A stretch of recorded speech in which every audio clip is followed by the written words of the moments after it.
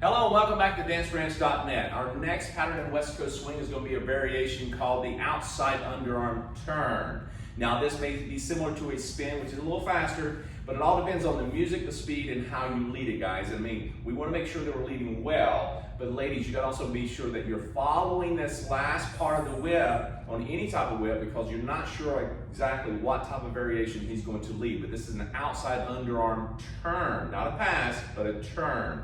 And we're going to demonstrate that, and then we'll break it down to you, okay? So here we go. We'll give you a couple angles. Start off with a cutoff. 1, 2, 3, and 4. Of course, we're getting there, all the patterns to this point. 5, 6, 7, and 8. I know, right? Cool. So ladies, you're all rotating a little bit more on this one. Let's go back to this angle. And 1, 2, 3, and 4. 5, 6, 7, and 8. Nice. Cool. Now, to give you an understanding on this particular step, we hit count 4 going into count 5 and the count 6, pretty much the same for most all the stuff that you're doing, yeah? It comes down to that last bit of 5, 6. What are we doing? What are we presenting here, guys? And so as I get to this point of getting in front of her all the way to count 4, I'm indicating 1. Count 4 indicates inside or outside movement. All right. Now the next piece is going to this point where basically I'm setting up outside, okay, for count 5, 6. This is count 5. Now 6 gets to here.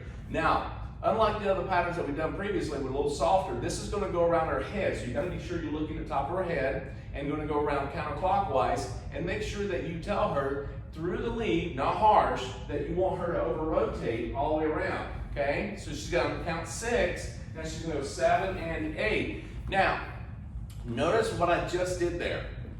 As I went around and I came down, I didn't force it. I'm just letting it go as I come down with the hand. So I can take this other hand and go to the trap mode, meaning 2 things. 1, I'm putting my hand out, allowing her to come in, and she kind of has her arm in a neutral position, and I just put my hand at the right level, and it traps it. It runs right into my hand.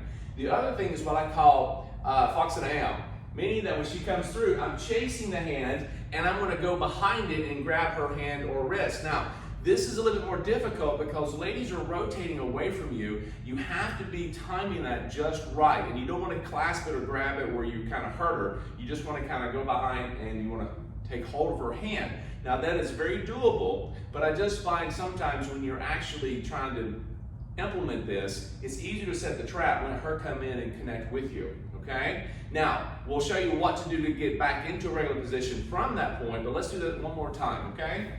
Now, again, we're getting all the way to the cutoff here very quickly. Now, when I get to here, what I don't want to do, gentlemen, is anytime I do an outside underarm turn or anything like this of a variation, I don't want to have my shoulders like this, okay? I'm pulling her arm like this far away. And ladies, you don't want to be pushing it. You want to kind of keep your arms kind of neutral. Guys, keep your shoulders facing her through the whole process. That is key. Not much so much your hips, much more to do with your shoulders, okay? So as I come through here, getting the shoulder to face her, and then I'm going to actually step in to the track or straddle it and giving her set up for count 6. Remember, I want to take it over her head, nice and easy, and release, and then grab this hand. Now, as I said before, once you go from here, it's easy to kind of go into a prep mode, 1, 2. We have patterns for that. The other thing is that once you go to trapping, you're like, well, I like to go underneath.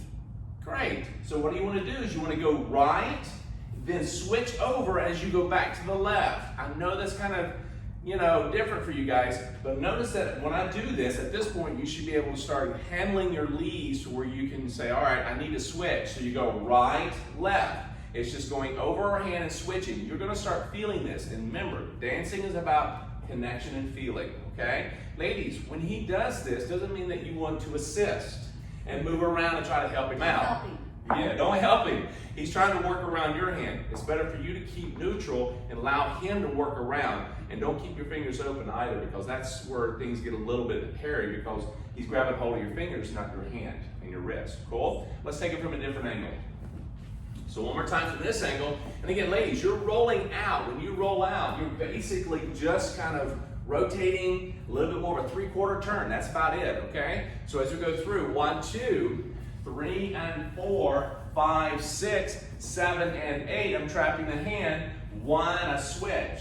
If I go to chase it, when I go to lead down, I'm going to chase and grab the hand. Now, when I do this, I'm bringing you back over this angle because the reason why I want you to understand is that notice when I go to end this and I trap or catch, I rotate my body open as well. I don't face her like this the whole time. I open up. Why is that?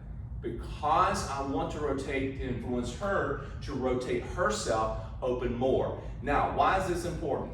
Because we have another pattern or two in the series. Basically, it allows her to go into a different foot position for this. Usually when you have a foot position in West Coast, her left side is back and my right side is back in this manner.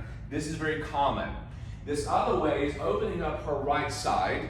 Now I know her left foot is the last step that she actually goes 7 and 8 or 5 and 6, but we want to have this open movement like we do in other dances, cha-cha, waltz, and so forth. Allows her to open up and gives her a lot more feel for prep, yeah?